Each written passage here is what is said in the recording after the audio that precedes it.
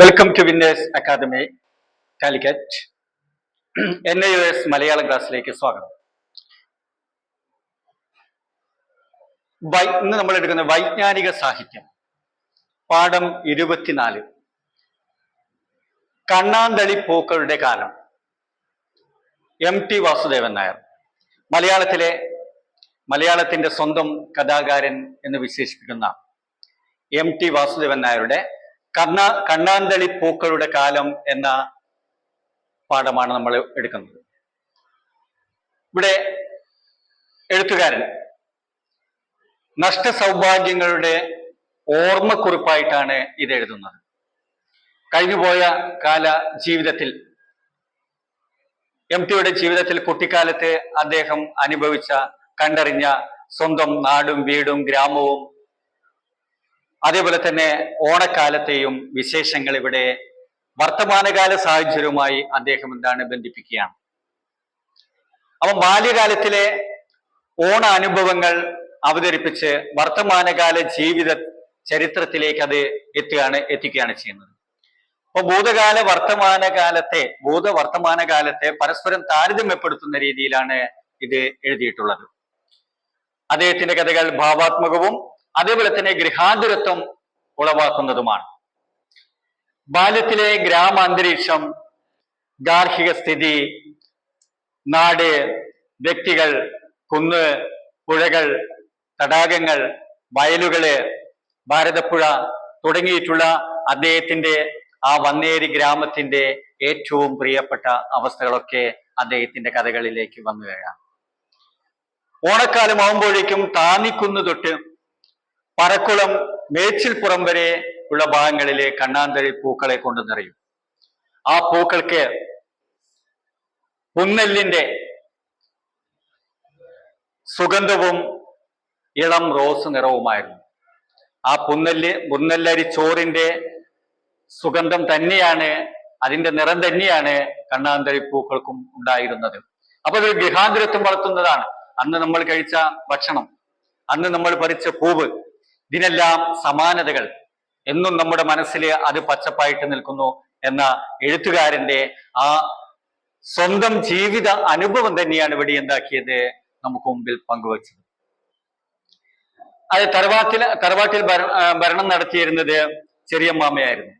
അദ്ദേഹം ഒരു സ്കൂൾ അധ്യാപകനും എന്നാൽ നല്ലൊരു കർഷകനുമായിരുന്നു.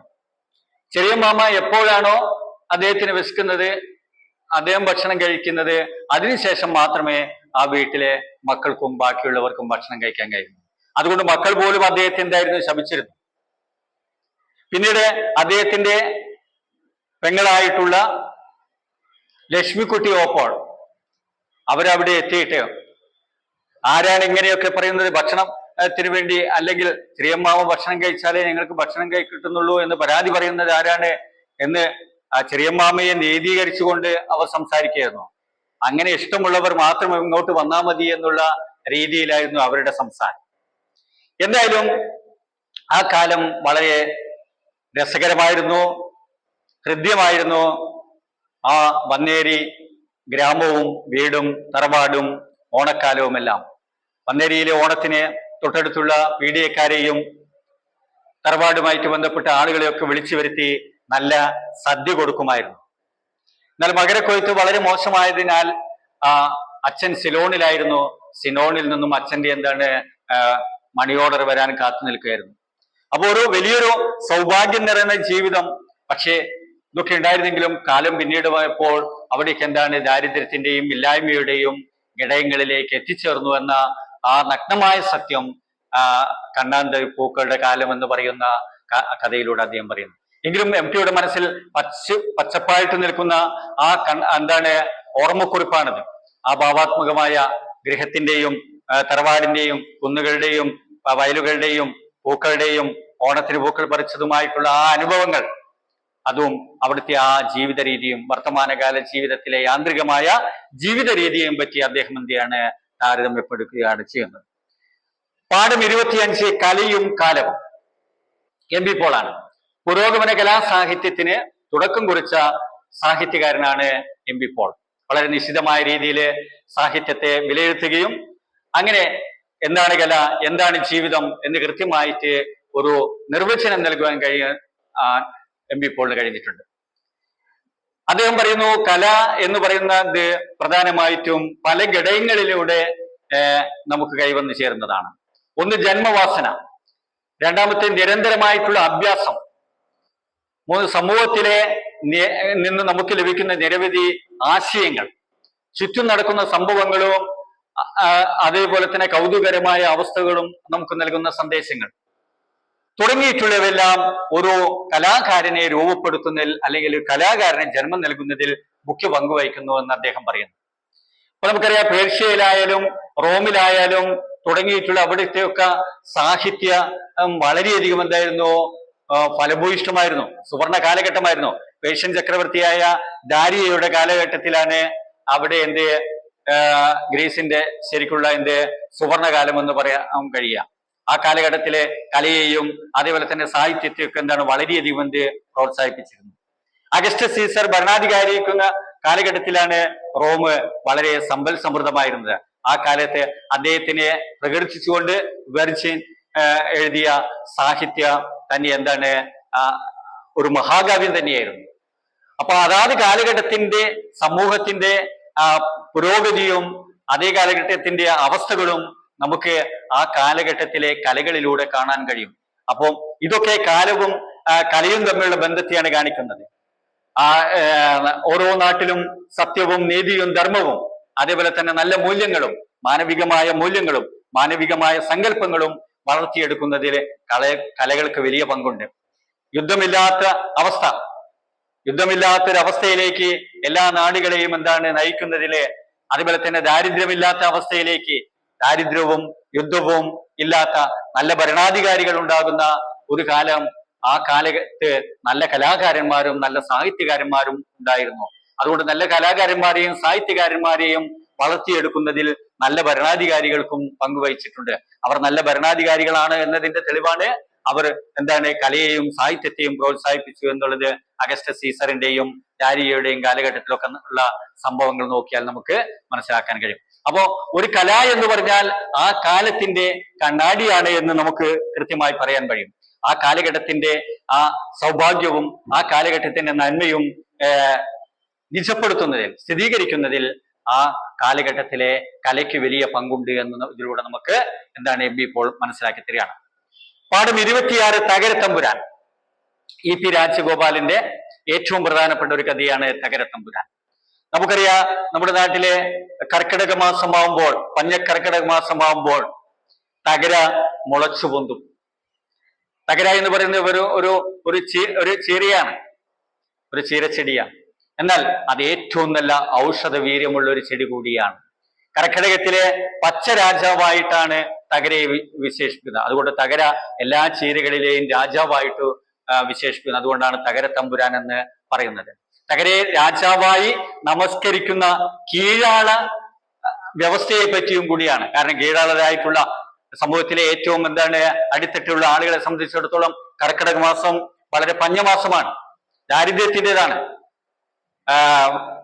തുള്ളിമഴ മഴ തുള്ളി മുറിയാതെ പെയ്തുകൊണ്ടിരിക്കുന്ന മഴയത്തെ വീടിന് പുറത്തേക്ക് പോലും പോകാൻ പറ്റാത്ത അവസ്ഥ, ജോലിക്ക് പോലും പോകാൻ പറ്റാത്ത അവസ്ഥ. അപ്പം ദാരിദ്ര്യത്തിന്റെ അവസ്ഥ പഞ്ഞമാസം എന്ന് പറയുന്നത് കൊണ്ടാണ്. ആ സമയത്ത് തൊടിയിൽ മുളച്ചു പൊന്തുന്ന ഈ തകരയും താളും തുടങ്ങിയിട്ടുള്ള ഒരുപാട് ഔഷധ വീര്യമുള്ള ചീരകളുണ്ട്. ഇതൊക്കെ എടുത്ത് തകര, താള്, അതേപോലെ തന്നെ ചേമ്പിൻതണ്ട്, ചേനത്തണ്ട്, അതേപോലെ തന്നെ തുടങ്ങിയിട്ടുള്ള ഔഷധങ്ങൾ അടങ്ങിയ ഈ ചീരകളൊക്കെ എടുത്ത് അവർ ഭക്ഷണമായിട്ട് കഴിക്കുന്നു. അപ്പൊ ഒരേ സമയത്ത് ദാരിദ്ര്യ നിർമ്മാർജ്ജനത്തിനുള്ള ഭക്ഷണം കൂടിയാണ്, അതേ സമയത്ത് അതൊരു സീസണൽ ഫുഡ് കൂടിയാണ്, ആ കാലഘട്ടത്തിൽ കഴിക്കേണ്ട ഒരു ഫുഡ് കൂടിയാണ്. കണ്ണിന് കാഴ്ച നൽകുന്നതിനും അതേപോലെ തന്നെ നമ്മുടെ ശരീരത്തിനും കിഡ്നിക്കും ശരീരത്തിലെ ഓരോ അവയവത്തിനും നല്ല ബലവും ജീവശക്തിയും വർദ്ധിപ്പിക്കുന്നതില് ഈ ഈ തകരയ്ക്കും അതേപോലെ തന്നെ ഇത്തരത്തിലുള്ള ചീരകൾക്കും വലിയ പങ്കുണ്ട്. അതുകൊണ്ട് ഈ ഒരേ സമയം ഭക്ഷണത്തിന്റെ, ഒരേ സമയം കാലത്തിന്റെ, ഒരേ സമയം അതിന്റെ ഗുണത്തിന്റെ കാര്യങ്ങൾ കൂടിയാണ് ഇവിടെ സമന്വയിപ്പിക്കുന്നത്. അപ്പോ വെറും ദാരിദ്ര്യം മാത്രമല്ല, ആ ദാരിദ്ര്യം അകറ്റാൻ വേണ്ടി തകരയും താളും കഴിക്കുമ്പോഴും അവിടെ എന്താണ് അതാത് കാലഘട്ടത്ത് നമുക്ക് ലഭിക്കേണ്ട, ശരീരത്തിന് കിട്ടേണ്ട ജീവശക്തി കൂടി ജപിക്കേണ്ട ഭക്ഷണമാണ് അത് എന്നുള്ളത് ആണ്. അപ്പൊ അവിടെ ദരിദ്രന്മാർ മാത്രമല്ല, സമ്പന്നന്മാരായ ആളുകളും തകരയെ എന്താണ് ആശ്രയിക്കും. കാരണം ആ കാലത്ത് മാത്രം കിട്ടുന്ന ഒരു ചെടിയാണത്. അങ്ങനെ നമ്മുടെ എന്താണ് ശരീരത്തിനും പഞ്ചേന്ദ്രിയങ്ങൾക്കും ശരീരത്തിനും ഒക്കെ നല്ല ബലവും ഉറപ്പും ശക്തിയും ഒരു അടുത്ത കർക്കിടകം വരെ നമ്മുടെ ശരീരത്തെ കാത്തു സൂക്ഷിക്കുന്നതിൽ ഈ ചെടികൾക്ക് വലിയ പങ്കുണ്ട്. ആ പ്രത്യേകിച്ച് തകരയ്ക്ക് ഉണ്ട്. അതുകൊണ്ടാണ് തകരയെ പച്ചരാജാവായിട്ടും അതേപോലെ തന്നെ തകര തമ്പുരാനുമായിട്ടും എന്താക്കിയത് പി രാജഗോപാൽ ഈ കൃതിയിലൂടെ എന്താക്കിയത്, വളരെയധികം ആക്കിയത്. അങ്ങനെ നമ്മുടെ ചുറ്റുപാടിന്റെ സ്വാഭാവികങ്ങൾ, നമ്മുടെ പ്രകൃതിയെ കണ്ടറിയുക. പ്രകൃതിയിൽ ഓരോ ചെടികൾക്കും ഓരോ ജീവജാലങ്ങൾക്കും അതിൻ്റെതായിട്ടുള്ള പങ്കുണ്ട്. ആ പങ്ക് അതിനറിഞ്ഞ് പ്രകൃതിക്കൊത്ത് ജീവിക്കാനുള്ള മനുഷ്യന്റെ ഏറ്റവും നല്ല പ്രചോദനം കൂടിയാണിത്.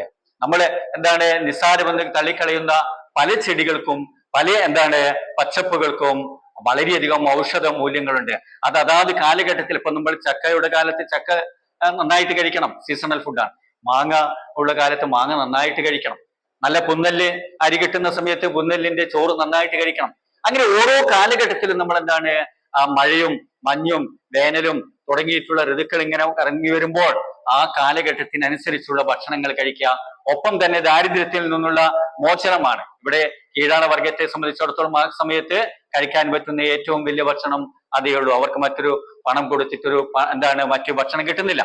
ഇങ്ങനെയുള്ള അവസ്ഥയെ സൂചിപ്പിക്കുന്ന നല്ലൊരു പ്രകൃതിയിൽ അധിഷ്ഠിതമായിട്ടുള്ള ഒരു പ്രകൃതിയുമായിട്ട് മനുഷ്യന് യോജിച്ച് ജീവിക്കേണ്ടത് എങ്ങനെയാണ് എന്ന് കൃത്യമായ രീതിയിൽ നമുക്ക് പറഞ്ഞു തരുന്ന ഒരിതാണ് പി രാജഗോപാലിന്റെ തകര തമ്പുരാൻ എന്ന് പറയുന്ന കൃതി.